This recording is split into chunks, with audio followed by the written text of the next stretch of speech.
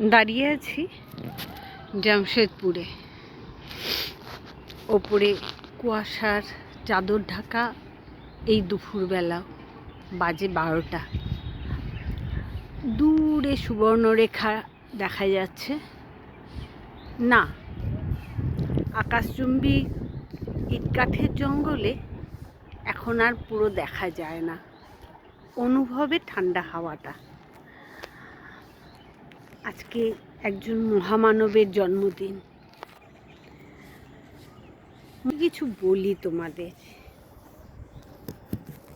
সেই মহামানবকে নিয়ে বলার মতো স্পর্ধা বা ধৃষ্টতা কোনোটাই আমার নেই।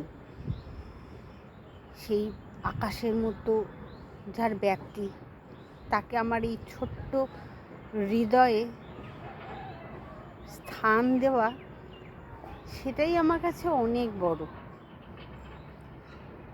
তার বলা কথা, আমার মনে হয় তার থেকে বড় ইনফ্লুয়েন্সার বোধহয় এই জগতে আর আসেনি। আজকে এই ইনফ্লুয়েন্সার কথাটা বলতে গিয়ে এটা বোধহয় আমাদের ছোটোবেলায় তো কোনোদিন শুনিনি। ইনফ্লুয়েন্সার, মোটিভেশন কথাটা খুব শুনতাম, আমরা মোটিভেশন পেতাম, কিন্তু এই ইনফ্লুয়েন্সার, ব্লগার, এই জিনিসগুলো বোধহয় আধুনিক জগতের দেন। এই ফেসবুক হওয়ার পর থেকে এগুলো সম্বন্ধে আমরা জানি। ইনফ্লুয়েন্সার বলতে গেলে যে কথাটা আমার আজকে হঠাৎ মনে এলো, এই কিছুদিন ধরে দেখছি একজন ইনফ্লুয়েন্সারকে নিয়ে ফেসবুকে ঝড় চলছে। কেউ বা পক্ষে, কেউ বিপক্ষে নানা রকম কথা বলছে।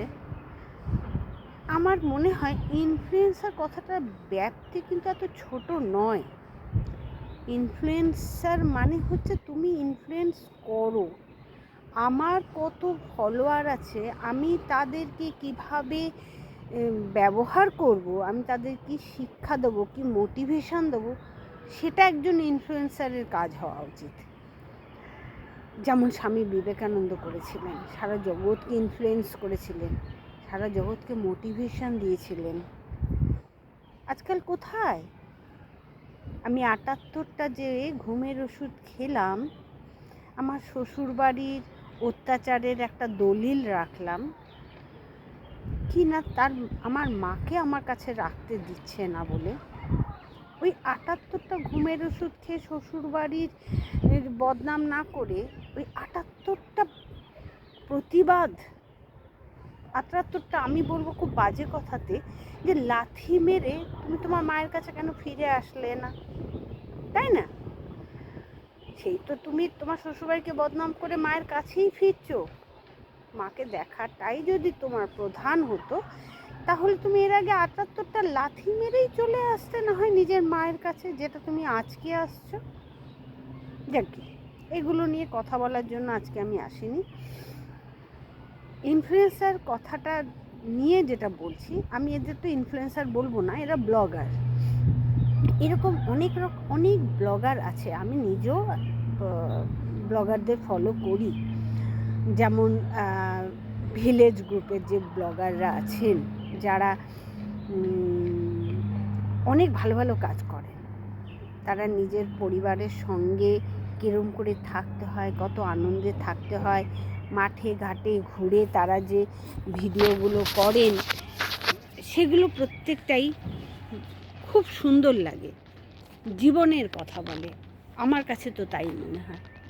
নানা রকম রান্না আমি হয়তো তাদের থেকেও ভালো করি। তারা যে রান্নাটা করে সেটা আমাদের বাজার চলতি রান্নার মতোই। মোটামুটি সবাই, আমার মনে হয় না লোকে রান্নার জন্য তাদের দেখেন। যেটার জন্য তারা বিখ্যাত, লাখ লাখ তাদের ভিউ হয়, লাখ লাখ তাদের ফলোয়ার্স হয়, সেটা হচ্ছে তাদের জীবনযাত্রা। আমরা যেগুলো মিস করি, যেমন তাদের এই বাগান ঘেরা, খেতে ঘেরা গ্রামীণ জীবন, যেখানে তারা নিজের বাবা মা, দাদু, দিদা, ঠাকুমা প্রত্যেককে যুক্ত করে ফেলে। তাদের কাছে বয়সটা কোনো ব্যাপার না। প্রত্যেকে ওই বয়সে এসেও তারা বুঝতে পারেন যে জীবনে তাদেরও কিছু দেন আছে, এটা তাদের থেকে শেখার। একটা ইউটিউব চ্যানেল আমার নিজেরও আছে, আমি সেখানে রান্না বান্না করি, আমার বেড়ানোর ভিডিও পোস্ট করি, কারণ আমি বেড়াতে ভালোবাসি, আমি রান্না করতে ভালোবাসি না, আমি কাউকে ইনফ্লুয়েন্স করার চেষ্টা করি না। কেন আমি ইনফ্লুয়েন্স কাকে করব? আমি নিজে আগে ইনফ্লুয়েন্স তো হই, আমার মধ্যে তো কিছু আসুক, তবে না আমি ইনফ্লুয়েন্স করবার মতো সাহস করব কাউকে। হ্যাঁ, ব্লগ করি, ব্লগ করাটা একটা নেশা, একটা সময় কাটানো।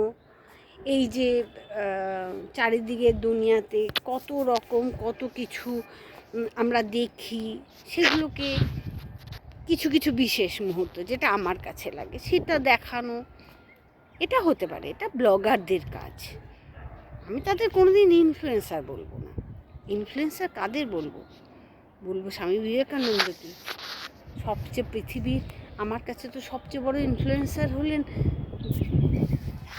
ঠাকুর শ্রী রামকৃষ্ণ। তার লেখা কথামৃত ইনফ্লুয়েন্স করে, মোটিভেশন দেয়। এক একটা ছোট ছোট গল্প কত বড় বড় কথা বলে বলো তো, কত বড় বড় তার মানে বলো তো, জীবনকে নতুন করে দেখতে শেখায় তারা। আমার খুব ইচ্ছে আমি কথামৃতের গল্পগুলো কিছু কিছু করে তোমাদের শোনাবো। জানি না কবে পারবো, তবে শোনাবো নিশ্চয়ই। আমি এখনকার ইনফ্লুয়েন্সারদের কথা বলতে পারি না, সবাইকে আমি ব্লগার বলেই জানি, সেরকম নয়। আমি বলবো পৃথিবীর সবচেয়ে বড় ইনফ্লুয়েন্সারের কথা, স্বামী বিবেকানন্দ, তারপরে ঠাকুর শ্রী রামকৃষ্ণ, মা শারদা, এদের বাণী, এদের কথা, যে কথাগুলো আমাদের কাছে বাণী হয়ে এসছে। আজকে তোমাদের ওইটুকু বলার জন্যই আজকে এই মহামানবের জন্মদিনটাকে আমার প্রধান দিন বলে মনে হলো। যিনি এসেছিলেন 12ই জানুয়ারি আমাদের পৃথিবীতে, আমাদের মতো সাধারণ মানুষকে ইনফ্লুয়েন্স করতে, জানাতে জীবন কতটা বড়। ঠাকুর শ্রীরামকৃষ্ণ বলেছিলেন, এসেছিস যখন দাগ রেখে যা। তার প্রকৃষ্ট উদাহরণ হচ্ছেন স্বামী বিবেকানন্দ। তার ওই 42 বছরের জীবনে তিনি যে দাগ রেখে গেছেন গভীরভাবে, সে কি আজও কোনোদিন মিটবে বা মেটা উচিত? আমাদের মনের মধ্যে ঢুকিয়ে দিয়ে গেছেন। এত বড় ইনফ্লুয়েন্সার আমাদের জীবনে আর কেউ নেই স্বয়ং শ্রী রামকৃষ্ণ ছাড়া। আশা করি আগামী দিনে আমি সেই কথার, সেই বাণীর কিছু কিছু তোমাদের সঙ্গে শেয়ার করতে পারবো। আজ তবে এইটুকু থাক।